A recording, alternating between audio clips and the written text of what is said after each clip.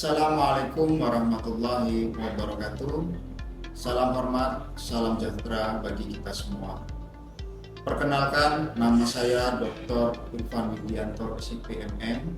Saya adalah salah satu dosen tetap Yayasan Universitas Gerakarya Muhammadiyah.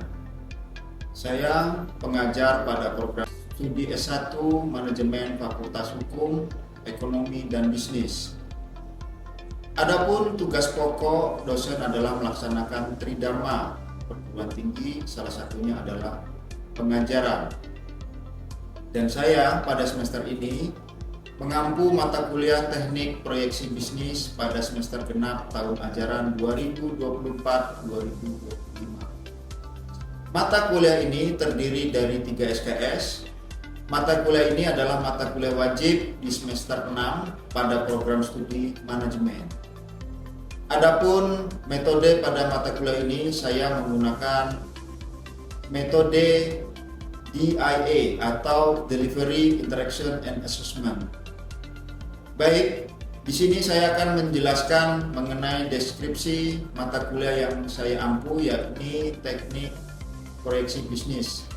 Adapun deskripsi mata kuliah Teknik Proyeksi Bisnis, mata kuliah ini terdiri dari 3 SKS dengan kode mata kuliah TPB 606. Mata kuliah ini mempelajari pemanfaatan metode peramalan dan atau perakiraan bisnis dalam kaitannya dengan pencapaian tujuan organisasi dengan memperhatikan faktor-faktor lingkungan ekonomi dan bisnis. Salah satu bidang yang banyak menerapkan peramalan atau proyeksi dapat membantu seseorang atau kelompok dalam pengambilan keputusan, baik itu bersifat strategis dan berpengaruh dalam jangka panjang, ataupun keputusan tersebut bersifat taktis dan berjangka pendek. Dalam mata kuliah ini akan dipelajari teknik-teknik peramalan dalam bisnis, metode seperti least square, exponential smoothing, moving average, serta metode-metode yang bersifat kualitatif. Perkuliahan teknik proyeksi bisnis disampaikan dengan metode lecture, yakni dosen ceramah dan tanya jawab di kelas menggunakan PowerPoint. Kemudian membuat small group dibagi dalam beberapa kelompok dan membahas materi yang sudah ditentukan sebelumnya. Kemudian case study, mahasiswa diberikan studi kasus yang berkaitan dengan teknik proyeksi bisnis. Adapun CPMK dalam mata kuliah ini adalah yang pertama, mampu menganalisis konsep teknik proyeksi bisnis. Selanjutnya, mampu memahami aspek-aspek teknik proyeksi bisnis. Selanjutnya, mampu menganalisa unsur-unsur teknik proyeksi bisnis. Selanjutnya, mampu mengidentifikasi teori pendekatan dan proses teknik proyeksi bisnis. Selanjutnya, mampu melakukan analisa dan pemecahan masalah bisnis menggunakan metode ilmiah dan prinsip-prinsip manajemen.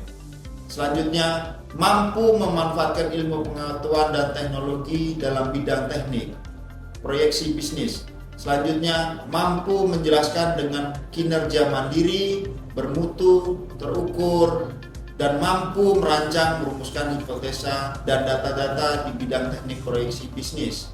Selanjutnya, mampu menerapkan pemikiran logis, kritis, sistematis, dan inovatif dalam konteks pengembangan atau implementasi ilmu pengetahuan yang memperhatikan dan menerapkan nilai-nilai humaniora yang sesuai dengan bidang teknik proyeksi bisnis. Adapun model pembelajaran pada mata kuliah ini yang disampaikan pada saat pembelajaran, kemudian PowerPoint, kemudian studi kasus, kemudian artikel ilmiah teknik proyeksi bisnis, serta video pembelajaran. Adapun materi kuliah pada teknik proyeksi bisnis ini meliputi pertama, pemahaman awal teknik proyeksi bisnis, kedua, data dan peramalan, ketiga, perilaku, data dan pemilihan metode peramalan, keempat, metode rata-rata, bergerak, dan pemulusan.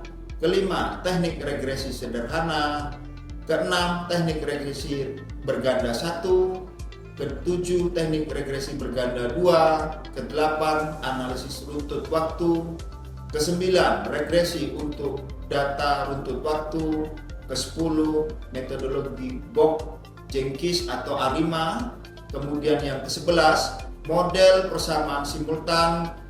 Yang ke-12, analisis Markov.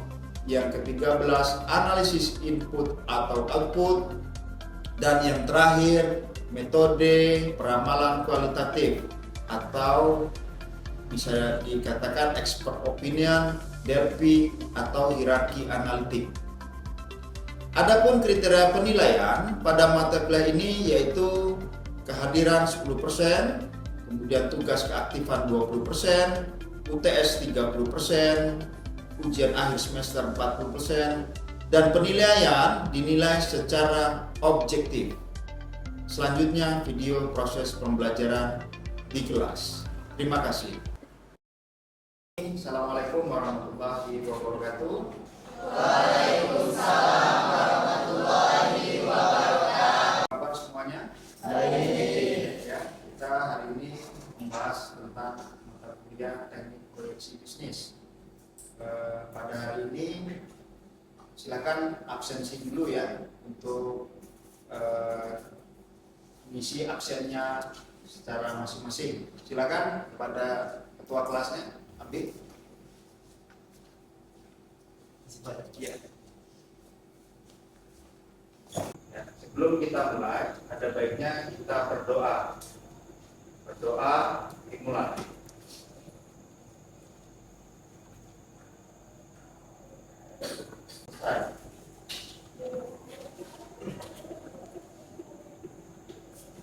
Untuk mata kuliah hari ini kita mengenal apa itu teknik proyeksi bisnis. Ya. Dalam teknik proyeksi bisnis ini dipelajari di semester 6 ya. Nanti kita akan melihat apa-apa saja materi yang disampaikan ya. Nah, awalnya kita akan mengenal dulu apa itu teknik proyeksi bisnis ya. Yang pertama definisinya ya. Definisinya adalah mata kuliah ini mempelajari pemanfaatan metode peramalan atau perakiraan bisnis dalam kaitannya dengan pencapaian tujuan organisasi dengan memperhatikan faktor-faktor lingkungan ekonomi dan bisnis. Salah satu bidang yang banyak menerapkan peramalan atau proyeksi adalah dunia usaha. Ya. Peramalan atau proyeksi dapat membantu seseorang atau kelompok dalam pengambilan keputusan, baik itu bersifat strategis dan berpengaruh dalam jangka panjang, ataupun keputusan tersebut bersifat taktis dan jangka pendek. Kemudian, unsur utamanya melibatkan asumsi, data historis, tren pasar, time series analisis menggunakan untuk menganalisis deret waktu. Tujuannya yang pertama yaitu perencanaan strategis. Ya, proyeksi membantu perencanaan jangka panjang. Kemudian yang kedua, penganggaran, membantu menyusun anggaran yang realistis. Kemudian ketiga, penilaian investasi digunakan untuk menilai potensi investasi. Jadi kita bisa lihat ya, kalau kita mau membuka usaha, kira-kira peluang apa sih dan bagaimana proyeksi ke depannya. Ya. Manfaat bagi manajemen yaitu untuk mengidentifikasi peluang, kemudian mitigasi resiko, selanjutnya peningkatan efisiensi. Contohnya ekspansi pada pasar oleh PT XYZ, ya, meningkatkan pangsa pasar nilai 20%. Jenis-jenis tekniknya yang pertama ada kualitatif. Kualitatif di sini adalah mengenai opini eksekutif, ya. Kemudian metode DERPI, kemudian kemudian riset pasar. Selanjutnya ada jenis tekniknya secara kuantitatif, ya, analisis regresi, kemudian smoothing, eksponensial, dan analisis deret waktu.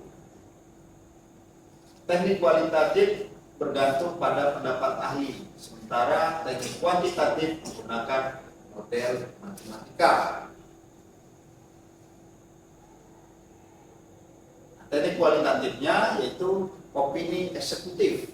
Ya, jadi kalau misalnya kita sebagai ownernya atau pemimpin perusahaannya, maka dapat kita lihat proyeksi ke depannya bagaimana. Ya, kelebihannya yaitu cepat, murah, dan kekurangannya adalah subjektif karena penilaian seseorang. Kemudian ada yang kedua, menggunakan metode Delphi atau tahapannya berupa survei, umpan balik, feedback, kemudian iterasi, dan kelebihannya adalah objektif, mengurangi kebiasaan. Ya.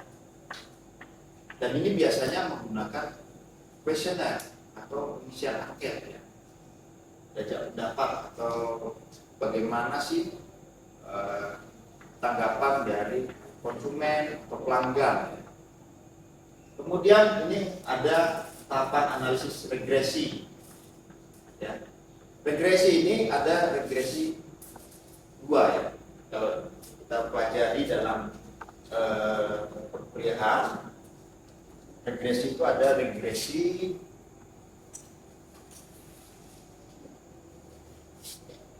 linear sederhana, kemudian regresi linear berganda. Sederhana ini adalah yang menentukan antara satu variabel dengan variabel lainnya. Jadi langsung, ya, misalkan X terhadap Y.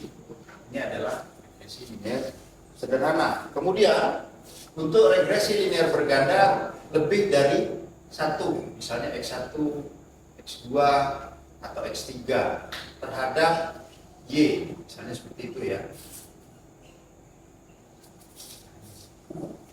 Jadi regresi ada berapa? Dua. Satu sederhana dan berganda. Kemudian variabel juga ada dua, ya. Variabel independen dan variabel dependen. Independen maksudnya di sini adalah tidak terikat atau berdiri sendiri. Kemudian ada variabel dependen. Dependen di sini adalah dipengaruhi, ya. Kemudian yang ketiga adalah penggunaannya, yaitu memproyeksikan penjualan. Agresi regresi digunakan untuk memodelkan hubungan antar variabel.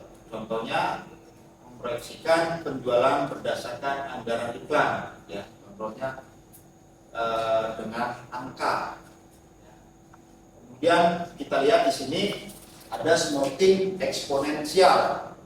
Yang pertama yaitu tunggal untuk data tanpa tren atau musiman. Kemudian yang kedua ada ganda untuk data dan tren. Kemudian yang ketiga ada alpha atau smoothing dan pengaruhnya. Contohnya memproyeksikan permintaan produk musiman. Kadang ada produk-produk ini yang dijual di pasaran itu berdasarkan musiman. Contohnya kita lihat momen-momennya, ya, seperti Lebaran atau Ramadan, maka produk ini pasti akan dikeluarkan. Selanjutnya langkah-langkah proyeksinya, yaitu yang pertama kumpulkan datanya, ya, data historis, yaitu biasanya penjualan, kemudian biaya, ya, dicatat semua laporannya. Selanjutnya pilih tekniknya yang mana yang sesuai. Selanjutnya ada analisis, lakukan perhitungan analisisnya. Tantangannya, ya, tantangan dan solusinya. Yang pertama adalah tantangannya. Tantangannya yaitu ketidakpastian ekonomi, kemudian keterbatasan data, kemudian perubahan teknologi. Jadi solusinya adalah menganalisis sensitivitas ya, kemudian perencanaan skenario, kemudian pemantauan secara terus menerus. Contohnya kalau kita lihat kemarin kita pernah mengalami kasus yaitu wabah ya, terjadinya COVID-19, maka ini bisa salah satu yang mempengaruhi akurasi dari proyeksi bisnis, karena nggak tahu ya musibah ya, karena wabah ini tidak ada yang mengetahuinya. Sampai di sini kira-kira sudah paham? Atau saya mau tanya dulu, proyeksi bisnis ini bisa nggak untuk memproyeksikan usaha kita dalam jangka pendek atau menengah? Kira-kira ada yang bisa menjawab? Silakan.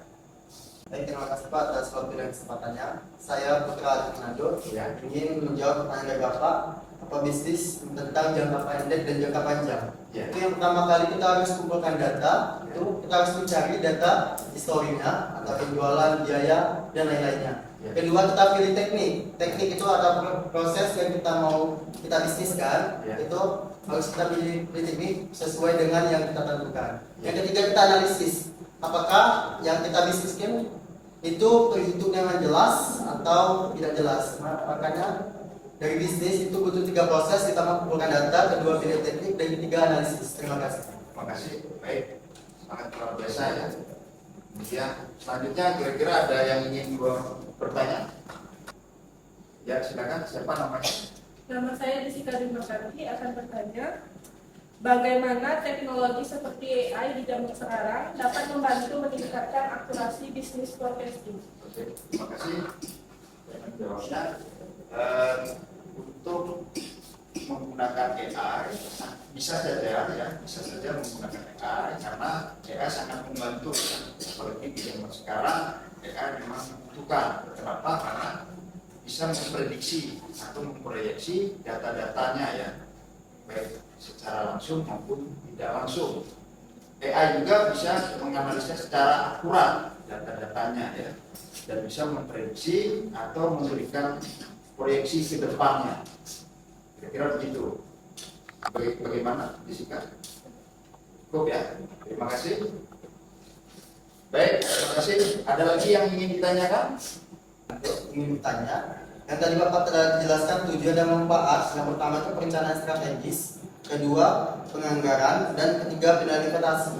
Coba Bapak, apa sih tujuan selain itu? Apakah ada lain atau cuma tidak itu saja? Ya, baik. Di sini teknik proyeksi bisnis kita mempelajari forecasting ya, meramalan. Intinya kita meramalkan bagaimana bisnis kita dalam jangka pendek, menengah, dan jangka panjang. Tetapi tidak serta-merta bisa akurat. Ya. Ini bisa saja berubah atau mengalami perubahan. Karena di dalam teknik proyeksi bisnis ini hanya memprediksi saja. Di teknik proyeksi bisnis kita hanya mengenal forecasting ya. Forecasting itu adalah ramalan. Jadi dalam melakukan teknik proyeksi bisnis ini tidak serta-merta hasil yang kita lihat itu sesuai, bisa saja berubah ya. Dan perubahan-perubahan ini bisa kita lihat dari data misalnya data penjualan tahun-tahun sebelum. Berarti kan tadi Bapak menyebut perubahan antara proyek bisnis. Nah, bagaimana mengatasi perubahan tersebut jika kita mau bisnisnya, kita bisnis nih, terus ada perubahan, Bapak tadi kan. Nah, kita untuk mengatasi perubahan itu gimana? Ya, bisnis kita makin lancar atau kita cari yang baru lagi? Oke, baik, pertanyaan bagus. Untuk kita bisa melihat ya, kalau trennya saat ini bagaimana. Kalau trennya membaik, maka bisa diteruskan. Tetapi kalau trennya memburuk, maka kita bisa beralih ke bisnis lainnya. Karena jangan dipaksakan kalau misalnya trennya menurun, kita paksakan supaya bagus. Itu sangat tidak disarankan. Makanya kita lihat dulu data-data penjualan pada periode sebelumnya. Jika pada data periode sebelumnya bagus, baik, maka proyeksi ke depannya juga pasti akan bagus. Tetapi begitu juga sebaliknya, ketika data-data tersebut dilihat tidak baik, kurang baik, maka saya sarankan untuk mencari atau membuka proyek bisnis lainnya. Mana? Baik, Pak. Oh, oke. Ada lagi yang mau bertanya? Silakan. Cukup? Untuk sesi perkuliahan kita yang hari ini, sebelum saya menutup kuliah hari ini, di antara mahasiswa memberikan kesimpulan. Silakan memberikan kesimpulannya pada materi hari ini. Ya, silakan. Baiklah, saya juga akademi ingin menyimpulkan yang pertama, proyeksi bisnis adalah alat penting untuk perencanaan strategi dan pengambilan keputusan. Yang kedua, memahami berbagai teknik dan tantangan adalah kunci keberhasilan. Yang ketiga, studi lebih lanjut dan aplikasi praktis akan meningkatkan kemampuan proyeksi bisnis. Terima kasih atas penyampaian kesimpulannya. Saya tutup perkuliahan kita hari ini dengan mengucap alhamdulillahirabbil alamin. Saya akhiri. Assalamualaikum warahmatullahi wabarakatuh. Waalaikumsalam warahmatullahi wabarakatuh.